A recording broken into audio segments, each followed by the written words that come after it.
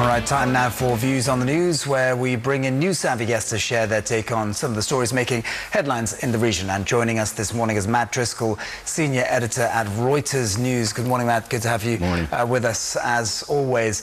Let's start with this shocking story of domestic worker abuse from Gulf News.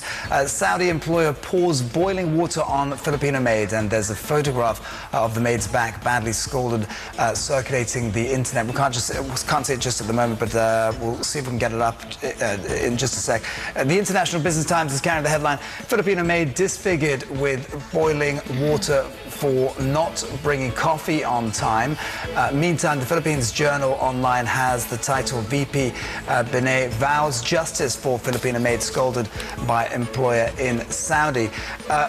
So we can't get the picture up on screen at the moment, but it's a shocking photograph, isn't it, Matt? This is not the way you want to start your day, looking at something like this, and it just shows how vulnerable helpers are around the world. And we were just talking before we came on the air that it's not just in the Middle East, although it is a big problem there, obviously. But you see these stories happening in Hong Kong. I think there's been some in Singapore. And there's even been some in the United States. There was a couple in Long Island, I think, that basically held 2 helpers prisoner for a couple of years or something. And it just shows that the helpers are in a vulnerable position, and they need help. And it's kind of interesting, actually. My son's school, one of their assignments the other day was to make a video on human rights. And my son and I worked together on the video, and we did a video about this human rights organization, Helping Helpers, that's based in Hong Kong. And it was very interesting. I mean, it's just a terrible, terrible story. It's also quite unfortunate because only last May, in one of the articles, it says that the governments of Saudi Arabia and the Philippines signed an agreement that gives Filipino workers more rights in the Gulf Kingdom, and it was designed to give better protection to domestic workers in Saudi Arabia. So it doesn't seem to have had any impact, or certainly this story would suggest that it hasn't had an effect. Well, sadly, you can have any number of laws on the books, and you can create regulations, you can make certain things mandatory, and someone somewhere will find a way to get around them. But it's a deterrent that's needed, surely. It's a deterrent, and people, one thing that the Philippines could do is say, look, we're not going to send maids, we're not going to send helpers anymore to Saudi Arabia. The problem with that is it may hurt Saudi Arabia in the short term, but they'll find another source of maids, whether they go to Indonesia or Sri Lanka, someplace like that. But the problem is it will hurt the people at home who depend on these remittances from the helpers. I think something like 10% of the Philippine economy is based on remittances. And so, yeah, they could say, okay, we're not going to send anybody to the kingdom anymore, but it hurts the people at home and not Saudi Arabia. This puts the domestic helpers themselves in a very difficult and dangerous position to be in. Is there not a way that, like Patrick was mentioning, a deterrent, like an example needs to be made of employers like this? Well, actually, I mean, you talk about licensing employment agencies and things like that. It almost makes you want to license the employers and make an employer go to a class or something like that. I mean, you have to take a class to drive a car or something like that. Why not force employers to take a class about this is how, this is what the law says, this is how you're supposed to treat it? Because these people are employees. At the end of the day, they're an employee. How can a boss, how can an employer treat somebody like this? I mean, it's just Well, these horrible. employees, these domestic helpers go through courses themselves. Exactly. In many cases, when they're training, what their job entitles, their scope, and all that kind of thing. So it stands to reason why not. I just say, I think it's, and it might be sort of an inconvenience, but I think it's an inconvenience that would wake a lot of people up. I mean, I actually, I've had helpers ever since I've been in Asia, and I just don't understand. It just amazes me that someone would treat somebody like this when you have them in your home, they're taking care of your children, or they're taking care of your aged parents or something like that.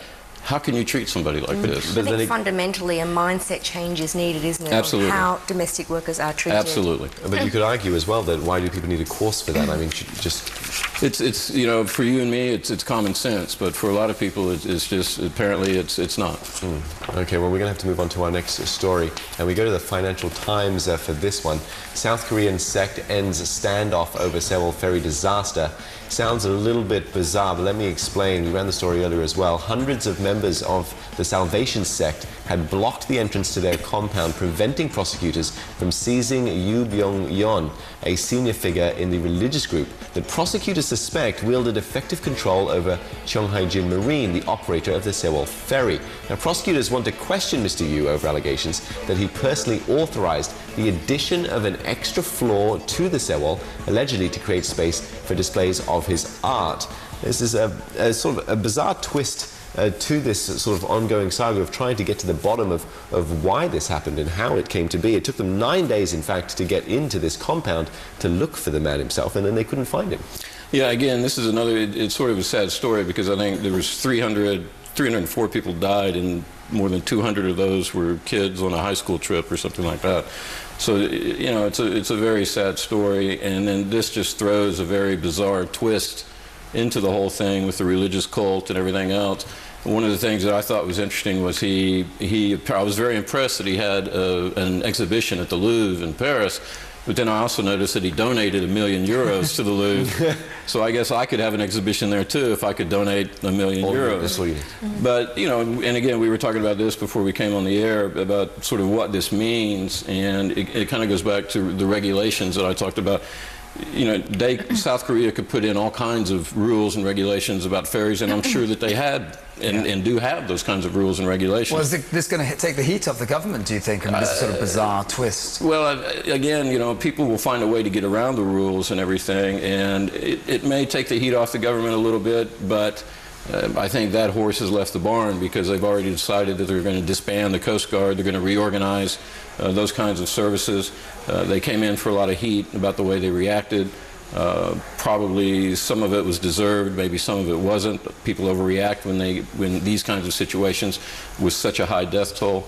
But the whole cult and sect and trying to find out, and the artwork and 2 million foot, it's just bizarre. It's a lot more complicated than we think, I think. I mean, if Mr. Yoo really felt that he had done nothing wrong, then he wouldn't need to feel like he'd need to avoid the authorities. But prosecutors want to question him over allegations he personally authorized the addition of an extra floor to the seawall, allegedly to create space for displays of his art. That's just speculation they're investigating at the moment, but it's a lot more complicated than it seems. They're also investigating him and his sons on suspicion of offences including tax evasion and embezzlement. So I think we're opening a can of worms, aren't we, here? And who actually pinned the blame on him? And who controls the company, whether it's he actually controls it through the sons, or the sons control it. He claims that he's not actually in control.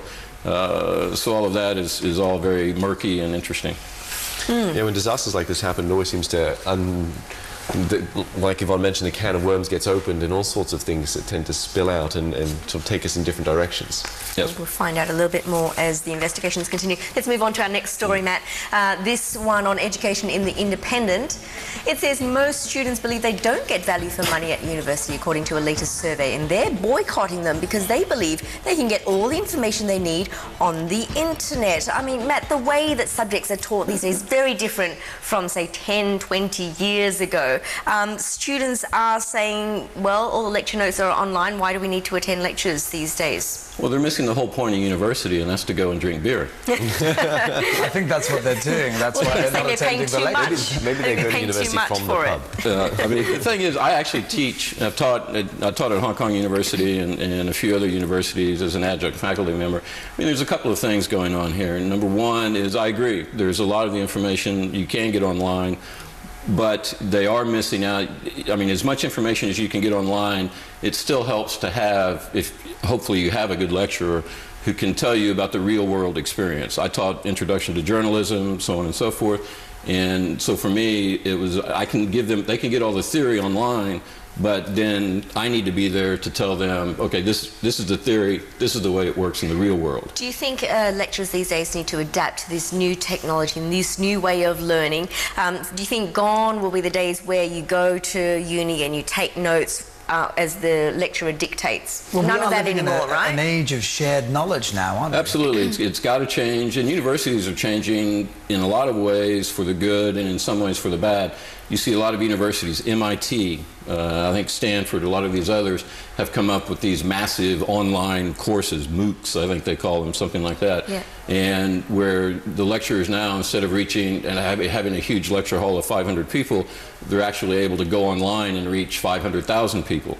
And so that's a change for the better, I think. And a lot of it is free as well. And a lot of it's free. Whereas uni students are paying for this course to go and Correct. sit and listen to lecturers in the physical classroom. But I don't want to let the universities off the hook entirely either, because I think part of the problem is universities are starting to do away with full-time faculty members, and they're bringing on more adjunct faculty members, part-timers, who may or may not be invested in the university like a full-time professor would, and therefore don't put the effort into it that a full-time or a tenured professor would. So I think that's part of the problem. But again, I think the students, I mean, they're 18 years old. What do they know? It raises questions about the cost of an education as well. Because I think a lot of people, particularly that go to university nowadays, feel, you know, if afterwards they don't succeed in finding their career path, often feel that it is money wasted. Well, and that happens very often. Absolutely. And actually, I mean, I'm a big fan of the gap year, because when I was 18 and I had graduated from high school, was going to university, I frankly wasn't ready. And I went for the first semester, and then I quit to go get my fortune in the oil field. After 6 months working in the oil field, I realized school wasn't such a bad idea. So I went back to school. But I think one of the things that you could do in order to address some of these problems is with the basic courses, the introductory courses, put those online and let students test out of it, where they read the information online and all of that, then they take the test, and if they pass the test, then they can go into their specialized areas faster. And I think that's one way to address some of that. Does this miss out on the opportunity for students to just sort of challenge themselves or challenge their way of thinking? I mean, if you're learning everything off the internet, just reading it and memorizing or whatever, well, your views are not being challenged. Absolutely. You're And again, that's why, I mean, when I teach my classes, I don't want the students to just sit there and take notes. I want it to be a two-way discussion, and I want them to question me and, you know, and my opinions, because, you know, I'm very opinionated, but I may not have all the right answers. And you need to be able to talk to people that are different from you and challenge those things. That's precisely why we like having you on Views on the News. Anyway, on that note, thank you very much indeed for that, Matt.